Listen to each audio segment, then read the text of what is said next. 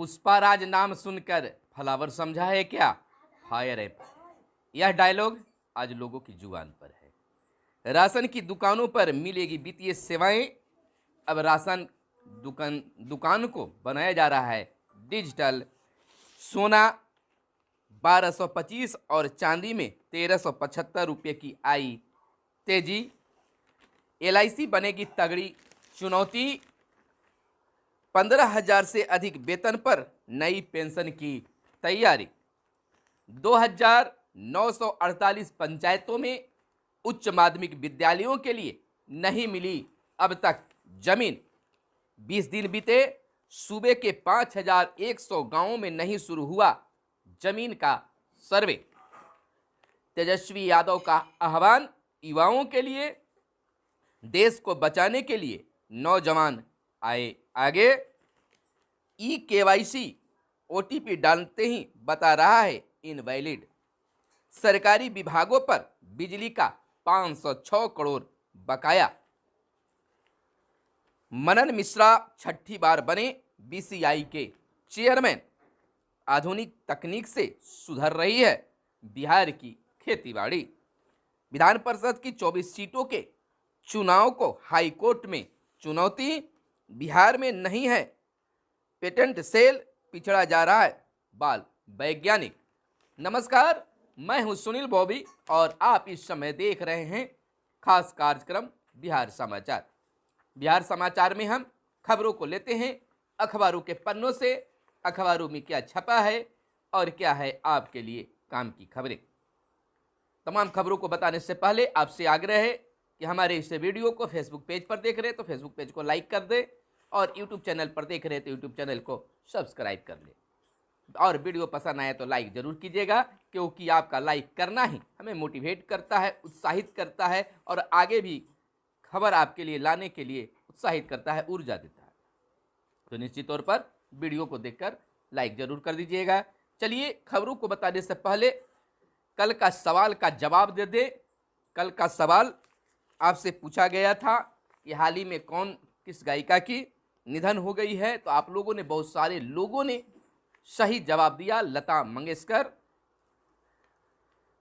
बहुत सारे ऐसे लोगों ने जवाब दिया है, लेकिन कुछ लोगों का मैंने नाम यहां पर ले रहा हूं और फिर अगले दिन और लोगों का नाम लेंगे। सही जवाब देने वालों में दर्जनों लोग हैं, लेकिन कुछ लोगों का नाम ले रहे हैं, बाकी बचे को हम अगले दिन लेंगे।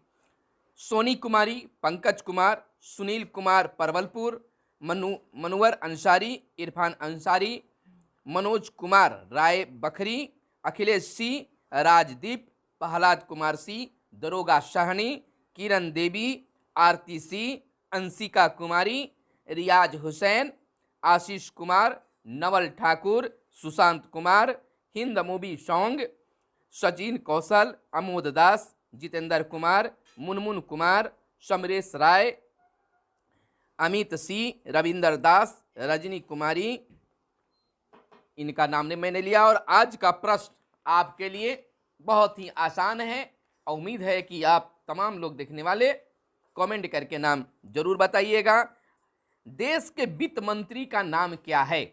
माने भारत के वित्त मंत्री, अपने देश के वित्त मंत्री का नाम क्या है? बखूबी अभी बजट सत्र में बजट पेश किया गया है उनके द्वारा। आपको नाम भला याद होगा तो निश्चित तौर पर आप कमेंट करके बताइए, अपना नाम लिखिए, अपने प्रखंड या गांव का नाम लिखिए। आपके गांव और प्रखंड के नाम के साथ आपका नाम लेंगे जो सही जवाब होगा। तो एक बार फिर सुन लीजिए कि देश के वित्त मंत्री का नाम क्या है। चलिए अब खबरों की ओर रखते हैं। इन दिनों एक डायलॉग, चाहे छोटे हो या बड़े, जो फिल्म से या मनोरंजन की दुनिया से या फिर मोबाइल उनके पास हो और यूट्यूब, फेसबुक, इंस्टाग्राम अगर देखते हो तो उनके जुबान पर इन दिनों काफ़ी एक डायलॉग सुनता हुआ, बोलता हुआ जान पड़ रहा है। वह डायलॉग छोटे बच्चे भी बोलते दिख रहे हैं। पुष्पा नाम सुनकर फ्लावर समझाए क्या? फायर हैं फायर, कुछ इस तरह से और स्टाइलनुमिस या एक फैशन सा बनता जा रहा है। यह मनोरंजित खबर थी। चलिए खबरों की ओर चलते हैं। 2948 पंचायतों में उच्च माध्यमिक विद्यालयों के लिए नहीं मिल रही है जमीन। 1850 में 2-3 मंजिला वर्ग कक्ष, बेटियों को पंचायत में ही शिक्षा मुहैया कराने की मंशा। आपको बता दें कि बिहार सरकार ने वर्ष 2013 में राज्य की सभी पंचायतों को एक एक उच्च माध्यमिक यानी +2 विद्यालय की स्थापना का संकल्प लिया था। पहले हर पंचायत में एक हाई स्कूल बनाने का निर्णय हुआ, फिर मुख्यमंत्री नीतीश कुमार के निर्देश पर +2 बनाने की नीति बनी। लक्ष्य रखा गया कि हर साल औसतन 1000 नए +2 स्कूल खोले जाएंगे। वर्ष 2020 में कोरोना संक्रमण के बीच ही अप्रैल में उन 2948 पंचायतों में पहली बार 9वीं की कक्षा आरंभ की जा सकी, जहां पहले कभी न हाई स्कूल थे और न ही +2 की पढ़ाई थी। सभी पंचायतों को +2 से आच्छादित करने से 7 साल गए, वह भी आधी अधूरी कक्षाओं के साथ। इसके पीछे विद्यालयों की स्थापना पर खर्च होने वाली राशि से लेकर अन्य संसाधनों में भी उपलब्ध थे। जमीन नहीं मिलने के कारण मध्य विद्यालयों में उत्क्रमित कर +2 की पढ़ाई शुरू की गई। आपको बता दें कि 1850 में 2-3 मंजिला वर्ग कक्ष हैं। उत्क्रमित +2 स्कूलों में 677 ऐसे हैं जहां निर्माण की जरूरत नहीं है। यहां RMS के तहत पहले बने पर्याप्त कमरे उपलब्ध हैं। और सरकार की एक नई योजना बेटियों को पंचायत में ही शिक्षा मुहैया कराने की सरकार की मंशा है, पहल भी जारी है। हर पंचायत में +2 की स्थापना के पीछे सरकार की मंशा है कि खासतौर से बेटियों को सुगमता से शिक्षा उपलब्ध कराई जा सके। राज्य में महिला साक्षरता दर इस योजना से बेहतर होगी। बेटियों के लिए लागू साइकिल पोशाक का भी असर रहा है कि कक्षाओं में बेटियों की संख्या बेटों के बराबर कहीं अधिक भी हो गई है। यह तो बिल्कुल साफ दिख रहा है। 2013 में सरकार ने लिया था यह संकल्प। राज्य की सभी पंचायतों में एक एक उच्च माध्यमिक विद्यालय से आच्छादित करने की मुख्यमंत्री नीतीश कुमार ने निर्णय के बाद शिक्षा विभाग ने इस आशय के संकल्प 5 जुलाई 2013 को ही जारी किया था। आपको बता दें कि 20 दिन बीते, सूबे के 5100 गांवों में नई शुरू हुआ जमीन का सर्वे। पहले चरण का ही काम है अधूरा और दूसरे चरण में सर्वे की कर दी गई है घोषणा। लेट लतीफी, अब तक शिविरों का गठन भी नहीं हो सका है। दूसरे चरण के लिए सर्वेक्षण पूरा हुआ नहीं और चकबंदी की शुरू हो गई तैयारी। चिंता की बात बता दें कि दूसरे चरण में शेष बचे 18 जिलों में होना है सर्वे। इन जिलों के 100 अंचल के 5100 माने 5100 गाँवों में सर्वे होगा। सर्वे के लिए 196 शिविरों की स्थापना की जानी है। 20 जिलों में काम पूरा नहीं हो सका है पहले चरण का ही। दूसरे चरण का काम पिछड़ जाने की आशंका भी जाहिर की जा रही है। इधर बिहार में राजनीतिक एक बार फिर से गर्मा गई है। चाहे पक्ष हो या विपक्ष हो, दोनों तरफ से कुछ न कुछ प्रतिदिन बयान आते दिख रहे हैं। आपको बता दें कि तेजस्वी यादव ने आह्वान किया है कि देश को बचाने के लिए नौजवान आगे आएं। नेता प्रतिपक्ष तेजस्वी यादव ने कहा है कि देश खतरनाक दौर से गुजर रहा है। देश प्रदेश को बचाने के लिए नौजवानों को आगे आना होगा। सरकारी संस्थान निजी हाथों में बेचे जा रहे हैं। इसको लेकर युवाओं में भारी आक्रोश भी है। इधर आपको बता दें कि EKYC यानी OTP डालते ही बता रहा है इनवैलिड। किसान सम्मान योजना की बात है। लाखों किसान परेशान है। 31 मार्च तक ही सबको करना है EKYC। 31 तक जो EKYC नहीं करेंगे उन्हें सम्मान निधि का भुगतान नहीं किया जाएगा। 84.5 लाख किसानों को मिलनी है राशि। 6000 रुपये मिलते हैं हर साल किसानों को। 2000 की 3 किस्त में होता है भुगतान, यानी कि 3 किस्त में 2-2 हज़ार रुपये के अनुसार भुगतान होता है। इधर सरकारी विभागों पर बिजली का 506 करोड़ बकाया है। सख्ती बरतने की बात चल रही है। अब बिल जमा नहीं करने वाले सरकारी महकमों की बिजली काटने की भी नौबत आ रही है। लघु जल संसाधन, शिक्षा, नगर विकास आदि विभागों पर बकाया की बात कही जा रही है। इधर सरकार से राशि मिलने पर भी विभाग नहीं भरते हैं बिल। ऐसा देखा गया है कि सरकार से विभाग को दिया जाता है पैसा, लेकिन विभाग बिजली का बिल नहीं जमा कर पाते हैं। मनन मिश्रा छठी बार बने बीसीआई के चेयरमैन। वरिष्ठ अधिवक्ता मनन कुमार मिश्रा को bar council of India BCI का निर्विरोध चेयरमैन चुना गया है। वह लगातार छठी बार इस पद के लिए चुने गए हैं। आधुनिक तकनीक से सुधर रही है बिहार की खेती।